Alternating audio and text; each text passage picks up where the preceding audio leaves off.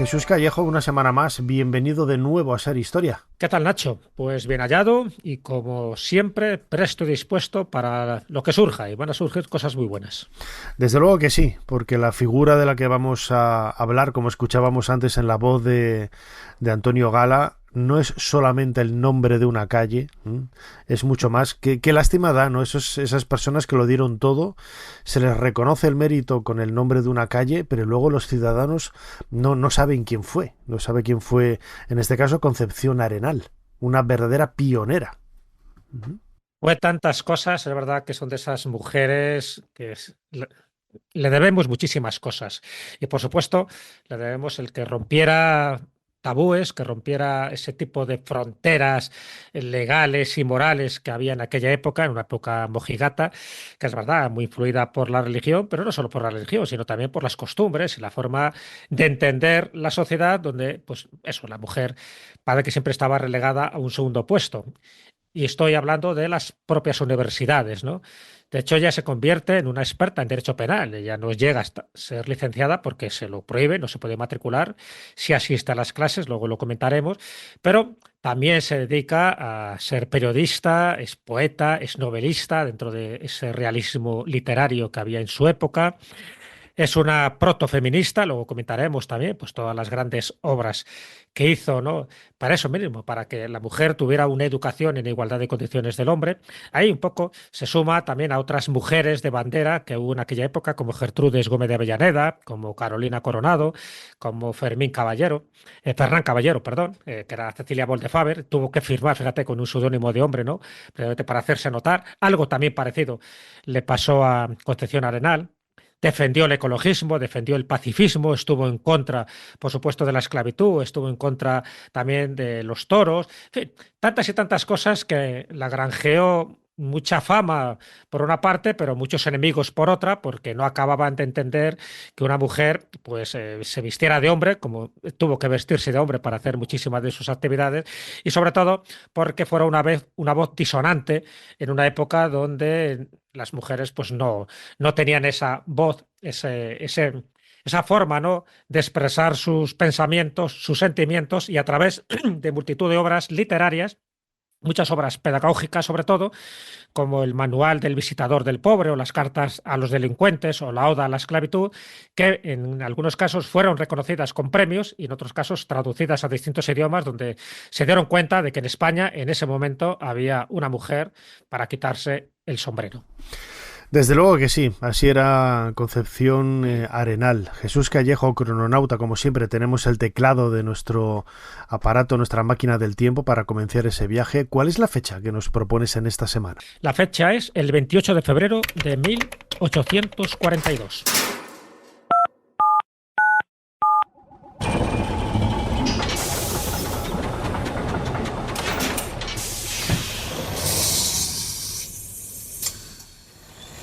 Adelante, pasen. Jesús Callejo les está esperando junto al cronovisor.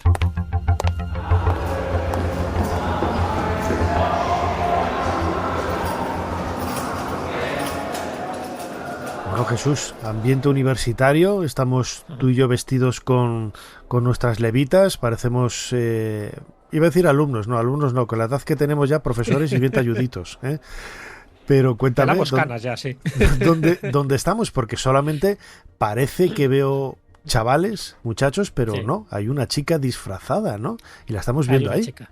Exactamente, exactamente. Ya tiene 21 años en este momento. Estamos en la Facultad de Derecho de la Universidad Central de Madrid y estamos viendo lo que sería un día cotidiano para Concepción Arenal. O sea, el ritual que tiene que hacer para poder asistir a las clases de Derecho. Ella la vemos que está disfrazada de hombre, pelo corto, levita, con su capa y su sombrero de copa. Con uno más, aparentemente, pero es verdad que sus rasgos pues denotan que efectivamente es una mujer. ¿Qué ocurre? Que ella, en un primer momento, unos días anteriores, pues ella iba un poco de extranjero hasta que la pillan, en fin, alguien la delata y dice, aquí hay una chica. Bueno, pues al final es autorizada por el rector, se dan cuenta de que efectivamente esta mujer tiene un verdadero interés por aprender derecho, pero no la admiten como tal, sino que la obligan a hacer un examen para saber si realmente tiene capacidad intelectual para poder seguir las clases. Y bueno, pues el examen lo bordó, sacó una nota extraordinaria y el rector dice, bueno, pues venga, pues que vaya a clase, pero por supuesto no la vamos a dar ningún título de licenciatura. Bueno, pues este es un día cotidiano el que estamos viendo. ¿Qué ocurre? Fíjate, el rito es el siguiente. Está acompañada por un familiar y Concepción se presenta en la puerta del claustro, donde es recogida por un bedel. El bedel la traslada a un cuarto en el que se mantiene totalmente sola hasta que llega el profesor de la asignatura, la recoge, la lleva al aula, se sienta en un lugar totalmente diferente al de sus compañeros chicos. Allí va tomando nota de todo lo que se va diciendo en la clase y cuando termina es recogida por el mismo profesor que la deposita en el cuarto hasta que llegue el siguiente profesor y la lleve al aula. Eso día tras día durante más de 3 años, donde por supuesto no recibió ningún título, donde no pudo matricularse, pero que es un ejemplo clarísimo de resiliencia. Cómo esta mujer, a pesar de todo, a pesar de todas las dificultades, se convirtió en una alumna totalmente, en fin, dotada y superdotada, mucho más lista que sus compañeros, y por eso se convirtió en una defensora del derecho penal y sobre todo de cómo se trataba a los delincuentes y por que al cabo del tiempo, por muchas cosas y por muchos escritos que ella hizo, se convirtió en lo que se llamaba visitadora de las prisiones de mujeres. Fue la primera mujer que le dieron un cargo público de esta naturaleza porque se dieron cuenta que mejor que ella para entender a las prisioneras y sobre todo para que recibieran un trato mucho más digno del que estaba recibiendo hasta ese momento. También la nombraron inspectora de las casas de corrección de mujeres. En fin, empezó a recibir multitud de títulos, posteriormente estoy hablando, pero toda esta base de información académica fue fundamental. Esto que hemos asistido, esta rutina que ella tuvo, fue decisivo para que al final ella pudiera no ejercer la profesión que le hubiera gustado, que sería ser abogada o ser a lo mejor profesora de Derecho en la Facultad de Derecho de Madrid o de cualquier otra ciudad, porque ella era de Ferrol, pero sí que la sirvió para tener, ya digo, una base fundamental para sobrevivir en un mundo un tanto hostil. Por cierto, un dato curioso es que en esa misma facultad conoce al que sería su futuro marido. Estoy hablando de Fernando García Carrasco. Con él se casa en 1848, le separan 15 años de edad, pero sí que se convierte en un matrimonio idílico en el sentido de que él entiende perfectamente las inquietudes intelectuales y laborales que tiene su mujer. Por supuesto, no le pone ninguna cortapisa ni le impide para nada el que ella escriba sobre lo que ella la interesa muchísimo, que es la pedagogía y sobre todo pues los derechos de la mujer. Y fundan incluso tertulias literarias. Fue una época muy fructífera a nivel literario por parte de Concepción Arenal, porque por ejemplo ahí empieza a escribir poesías, fábulas, obras de teatro, una novela que no se llegó a publicar, incluso hasta una zarzuela. También tenemos constancia de que escribió el libreto de una zarzuela que no se llegó a representar, pero bueno, tuvo muchísimo interés por ese mundo de la educación, donde veía que había discriminaciones palmarias y que ella se empezó a dar cuenta de que el krausismo, que por entonces se puso de moda, que era un poco la base de la institución libre de enseñanza y además tuvo mucha relación con los principales impulsores del krausismo, como era Julián Sáenz del Río o Francisco Giner de los Ríos, y que era una vía un poco intermedia entre el positivismo y el materialismo, ¿no? Era un poco la pedagogía que intentaban que funcionara en las clases como una especie de educación mucho más liberal y, por supuesto, que fuera secularizada, que la religión no tuviera tanta importancia como estaba teniendo en los institutos. Fíjate que Concepción Arenal, no lo hemos comentado, nació en Ferrol, ¿no? En 1820 y estamos en una época pues muy, pero que muy conservadora. Es cierto que es muy conservadora. Totalmente, ¿no? Y claro, lo de ir a clases a la universidad, pues con todo ese ritual que tú comentabas ahora, debió de ser un shock para las instituciones, pero mira, dentro de lo malo también hay que ver el lado positivo, ¿no? Que se le permitió ir a las clases, ¿no? Cuando en otros países, en otros lugares no se podía. Además, ella nace también en una familia adinerada, incluso con algunos trazos de de nobleza, que es también lo que le permitió pues dedicarse a eso, ¿no?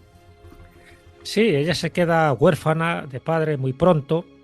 Su padre era, bueno, pues un prohombre liberal, ¿no? Que en fin, se las tuvo que ver también con Fernando VII.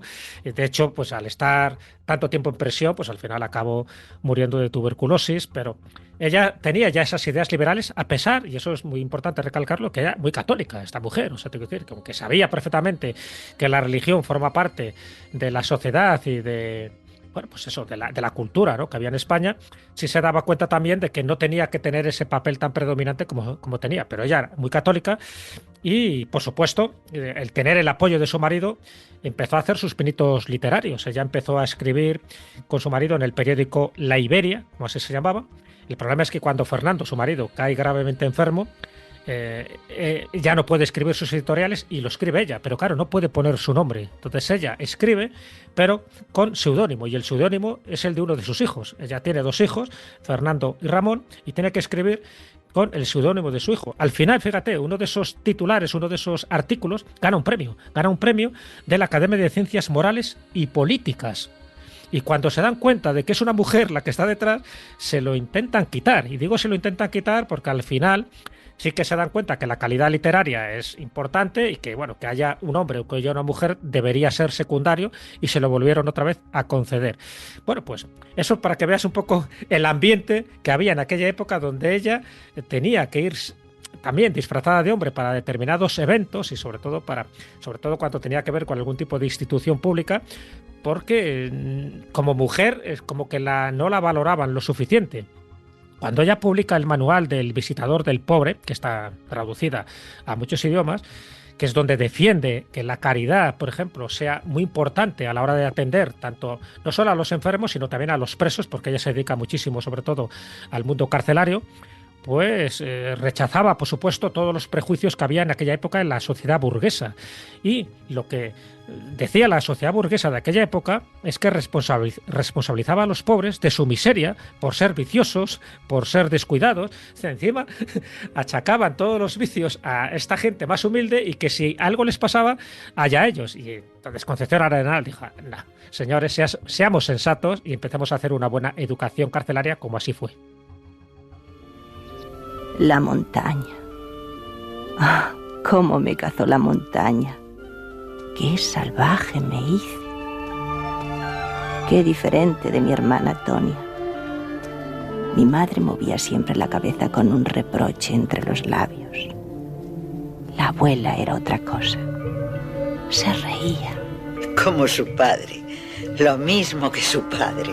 Y me besaba a escondidas, y ocultaba mis pantalones rotos, mis piernas arañadas, mi amistad con los vaqueros y con los aldeanos, los libros que leía a deshora.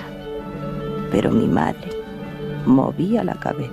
Libertad, maldita libertad. Cuando nos trajo a Madrid para hacernos unas señoritas y casarnos, a mí se me rezagó el alma en la montaña.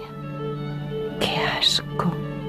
Aún hoy me da náusea recordar ese arte de malbaratar el tiempo al que se llama educación femenina. ¡Qué asco! Aquellos tirabuzones, el corsé, los melindres, la boca de piñón, la voz de pito. ¡Oh! Las otras niñas se reían de mí y yo de ellas, por supuesto. Y las institutrices no sabían qué hacer conmigo, ni yo con ellas, por supuesto.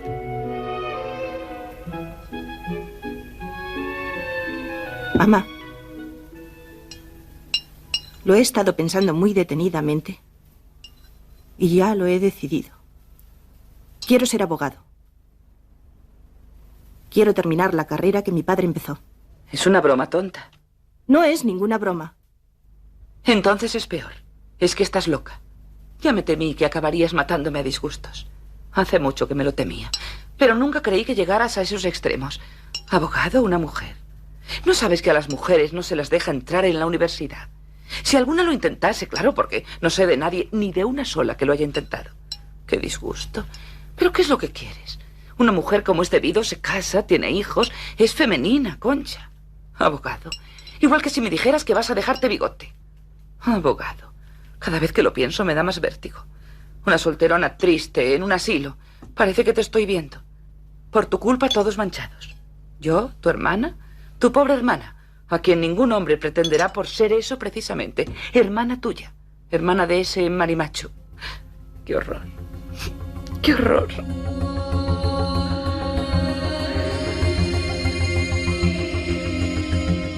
Escuchábamos un pasaje de ese programa de televisión española del año 1984, Paisaje con figuras, de Antonio Gala, en donde se recreaba, ¿no? Pues parte de esa infancia a partir de la autobiografía, bueno, pues parte también un poco de interpretación, de una recreación también artística. Y Jesús llama la atención, ¿no? Como incluso su propia madre, claro, pues de una familia, aunque al final la dejaron nacer, pero no dejaba de ser una familia adinerada y conservadora, ¿no? Pero claro, que la niña quisiera estudiar, claro, lo veían, lo decíamos, lo escuchábamos ahora, ¿no? Como una suerte casi de marimacho, y no entraba en los esquemas sociales ni familiares de la época. Las mujeres estaban hechas para tener niños, para casarse y vivir recluidas, entre comillas, en la casa, ¿no? Y el cambio tan brutal de tener una hija que quisiera ser abogada, que quisiera dedicarse a lo que se dedicó, pues además también en ese mundo carcelario, que es también un mundo sórdido, ¿no? Sí. Pues imagino que sería todo obstáculos fuera en la sociedad y también de alguna forma dentro en su propia familia, ¿no? No, totalmente. A raíz de la muerte de su padre, es verdad que ella se educa con su abuela paterna y al final la familia se traslada a Madrid. Yo creo que fue un momento clave porque en Madrid es donde encuentra, en fin, todo ese tipo de posibilidades, ¿no?, para desarrollar sus inquietudes. De ahí que fuera a la Facultad de Derecho de la Universidad de Madrid. Ahí es donde encuentra a su marido, que le ayuda muchísimo también para que ejerza esa profesión de periodista, a pesar de que no era periodista como tal, pero evidentemente escribió muchísimo en defensa y en favor de la igualdad de las mujeres. Es ahí donde ella se da cuenta de que, en fin, las mujeres, sobre todo dentro del mundo de la educación que reciben y en el mundo también del mundo carcelario, cuando ella se convierte en visitadora de las prisiones de mujeres en 1863, precisamente para eso, para mejorar las condiciones de las presas, que por cierto es la primera mujer que ocupa este cargo relevante en la administración española, y eso fue gracias al ministro de Gracia y Justicia, que lee sus escritos, que lee este manual del visitador del pobre y dice, esta mujer es una joya, ¿no? Por eso, por la cantidad de elementos jurídicos y penales que ella dominaba, y sobre todo por esa caridad, porque ella era una palabra que utilizaba muchísimo, que había que tener caridad precisamente para entender un poco el sufrimiento de estas personas. Y incluso ella está también dentro de distintas fundaciones religiosas, que también es muy importante destacarlo, ¿no?, porque ella es secretaria de la sección femenina de la Cruz Roja, ella dirige el Hospital de Sangre en Miranda de Ebro durante la Tercera Guerra Carlista, precisamente para dar ayuda sanitaria a los de un bando y a los de otro.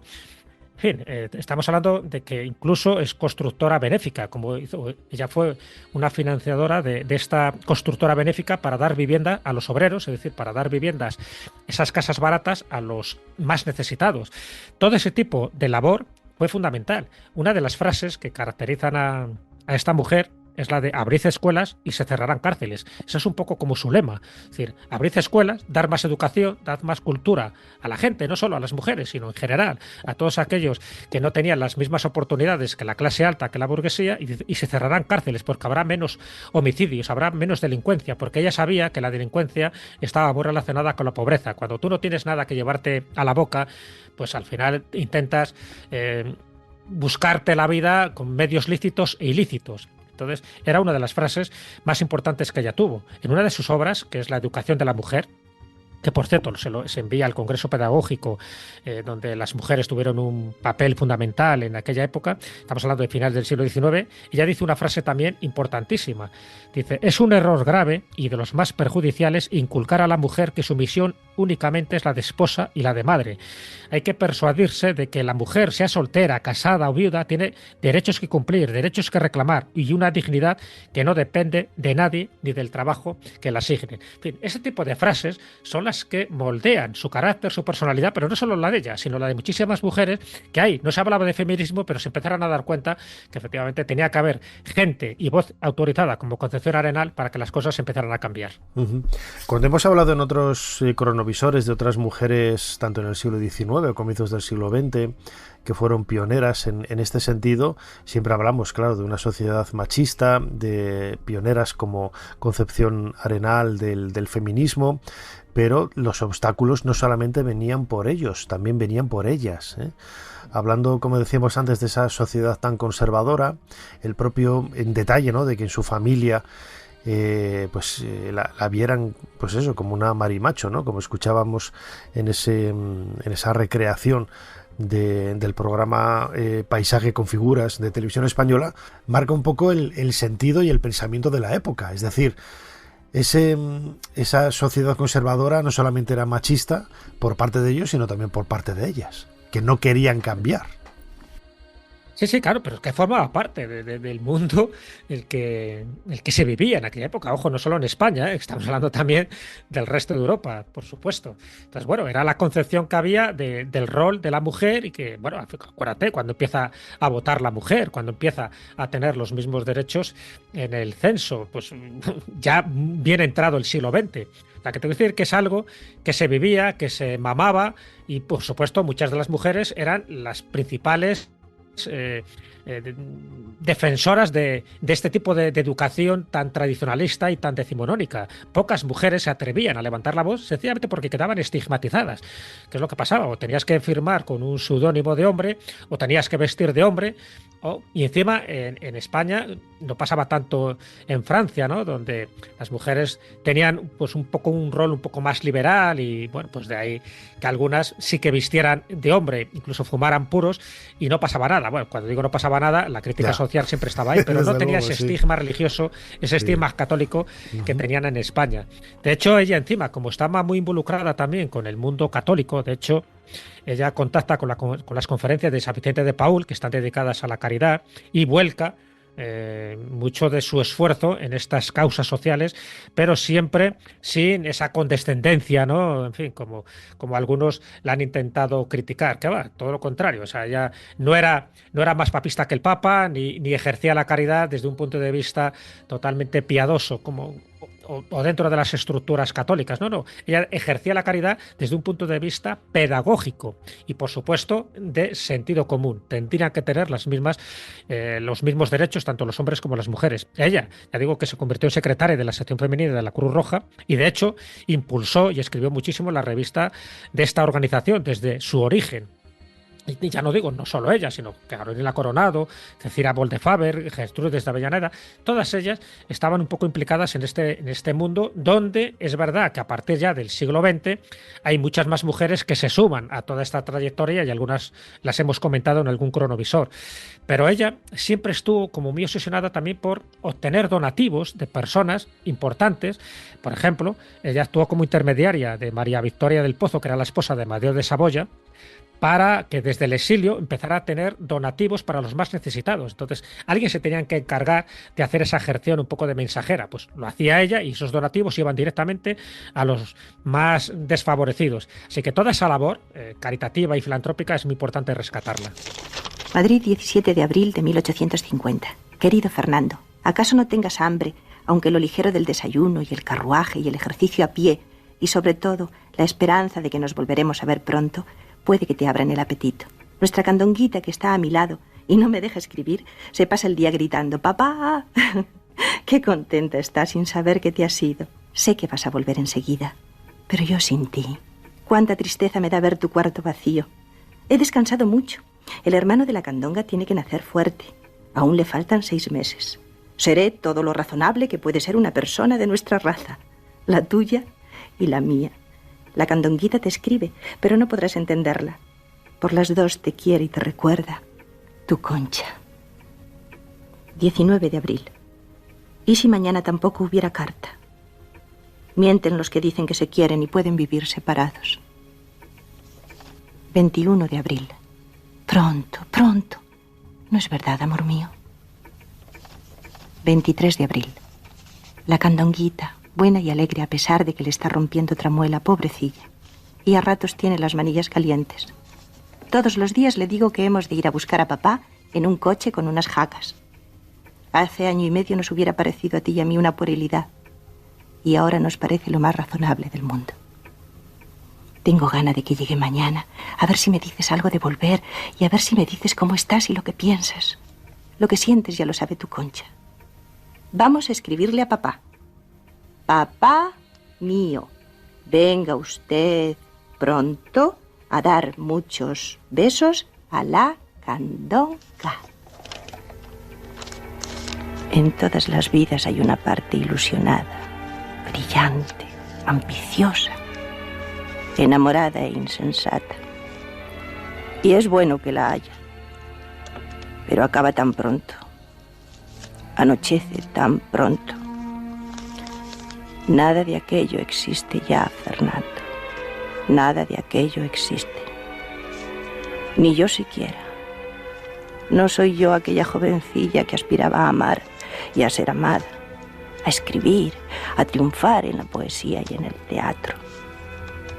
¿Dónde estará ella? ¿Dónde estaréis vosotros? A estas 5 cartas se reduce tanto amor, tanta alegría, tanta esperanza.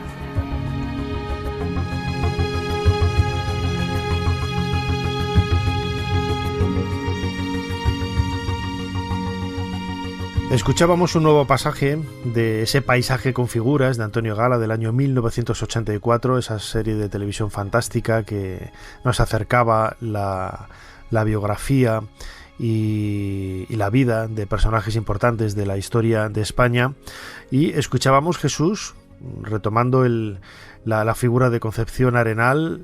Ella era una mujer, podríamos entender, transgresora, avanzada para lo que entendía la sociedad de la época, pero también luego, entre comillas, todo lo que voy a decir, que había alguno que cumplió también la función que se esperaba de ella en la sociedad de la época, es decir, se casó y tuvo hijos. Y aparte de todo ello, tuvo una vida intelectual muy intensa, es decir, una cosa no quita la otra, ¿no? Y escuchábamos esa carta de 1850 a su marido, Fernando, del que no tenía noticias, hablando de la hija, ¿no? De Candonga, a la que llamaban con este apelativo, con este mote. Y estamos escuchando a una mujer absolutamente convencional, normal. Es decir, digo normal para los estándares de la época, insisto, que alguno va a empezar a dar vueltas aquí a la perdiz en la esquina, pero no. En definitiva, Concepción Arenal trabajó desde el punto de vista intelectual, desde el punto de vista cultural y también desde el punto de vista humano, en ese sentido de construir una familia, tal y como eran pues, los objetivos que tenía la sociedad española en aquella época de mediados ya del siglo XIX. No, claro, una cosa no quita la otra, evidentemente. Además, ya te digo que tuvo la suerte, tanto él como ella, de encontrar un poco la pareja perfecta, una pareja que se complementaron y se ayudaron mutuamente. Qué pena, ¿no? Que al final el marido pues muriera de tuberculosis. Pero está claro que era una mujer que cumplía un rol, que era un poco lo que ella también buscaba, porque también quería esa estabilidad emocional y también esa estabilidad económica, lo que no quita para que publicara multitud de obras donde defendía sus principios y su forma de educación y su forma de entender, ¿no?, lo que era la sociedad de aquel momento, que se podía mejorar. Otra de las frases famosas de ella, que hay que enmarcar siempre con letras de oro, y además esa la estudié yo muchísimo, ¿no?, cuando yo estudié la carrera de Derecho, cuando ella decía, el derecho penal, odia el delito y compadece al delincuente. Y ella estaba totalmente convencido que era así. O sea, el delincuente a veces no era como el verdugo, muchas veces era víctima, ¿no?, de la sociedad que le había tocado vivir. Hay un dato muy significativo dentro de su biografía que quiero destacar. Aparte, ella fundó La Voz de la Caridad. Acuérdate que la caridad era una de sus palabras, ¿no?, de sus leitmotiv, un periódico que a lo largo de sus 14 años de vida utilizó precisamente para eso, para denunciar los abusos, las inmoralidades presentes tanto en los hospicios como en las cárceles de la época. Y ella hizo un proyecto llamado El Patronato de los 10.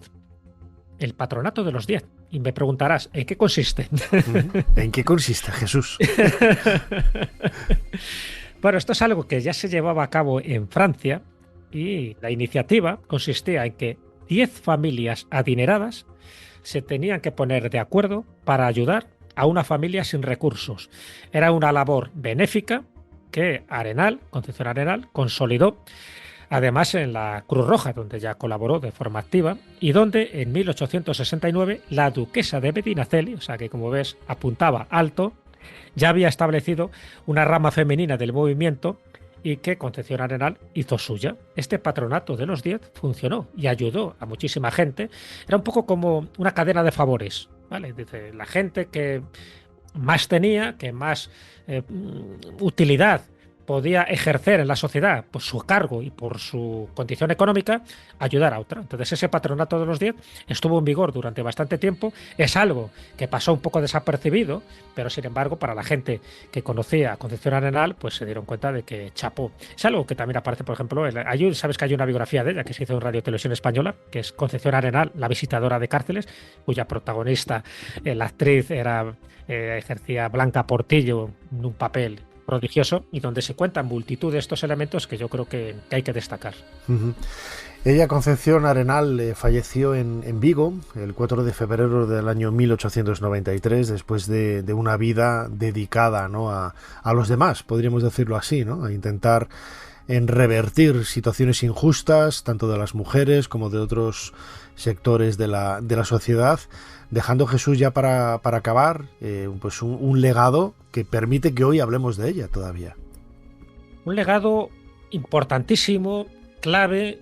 Ya te digo, la pena es que siempre en España parece que nunca valoramos, ¿no?, a estas grandes personas, a estos grandes personajes, sean hombres o mujeres, que abrieron pistas para que otros pues lo tuvieran un poco más fácil. Ella tuvo además una vida muy discreta, prácticamente no se conoce nada de su vida privada porque lo mantenía oculto. Ella quería que si era famosa fuera por sus obras, por sus acciones y no por los cotilleos, no por el salseo que se pudiera generar alrededor de su vida privada. Es una mujer discretísima a todos los niveles y de hecho a veces ella tenía esos momentos un poco de depresión. Lo cuenta por ejemplo uno de sus poemas, un poema que se titula Vacilación, y ella dice en este poema: ¿por qué obrar si soy una voz que nadie escucha? Ella pensaba que todo esto que estaba haciendo al final tenía menos repercusión de lo que ella hubiera deseado, a pesar de que se codeaba, como ves, con las altas esferas. Pero siempre fue una mujer muy humilde, muy discreta, siempre intentando pasar desapercibida, porque daba más importancia a lo que ella dijera más que a lo que ella hiciera con su vida más personal.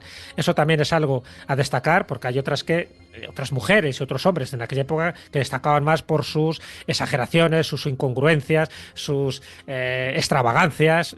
Estoy pensando, por ejemplo, en Valle Inclán, ¿no? Valle Inclán, me estabas más lejos del pensamiento, tú. Claro, exactamente. En Valle Inclán. Ella no, intentó todo lo contrario. De hecho, fíjate que yo he buscado, pues eso, chismorreos y si estaba metido en algún tipo de grupo secreto, tal, para nada. Todo lo que he contado era su vida pública, transparente, sin mayor escándalo. No se la conoce nada que se la pudiera reprochar, no hay un tipo de dossier negro que la pudieran criticar, todo lo contrario. Yo creo que también eso indica mucho el carácter que tuvo esta mujer durante los 73 años que vivió y que murió de una forma discreta en Vigo, y que dejó para la posteridad multitud de obras, ya digo, incluso algunas, como esa zarzuela, como esas fábulas en verso, como La pera verde y podrida, la recomiendo, donde de forma moralizante intentó también expresar sus ideas. Una mujer, como ves, que tocó todos los palos y todos los que tocó fueron positivos. Lo merecía este cronovisor, Concepción Arenal, que es algo más que el nombre de una calle. Como decía Antonio Gala al comienzo de este programa, que los españolitos nos acordamos de las personas quizás en el momento más cercano de su existencia y tal, y luego cuando empieza a pasar el tiempo nos vamos a la playa y nos olvidamos de todo. Es genial, absolutamente genial, Antonio Gala. Muy bien, Jesús Callejo, como siempre, muchísimas gracias una vez más por habernos ayudado a hacer un poquito más de historia. Ha sido un placer. Nos vemos la próxima semana. Para no perderte ningún episodio, síguenos en la aplicación o la web de la SER, Podium Podcast o tu plataforma de audio favorita.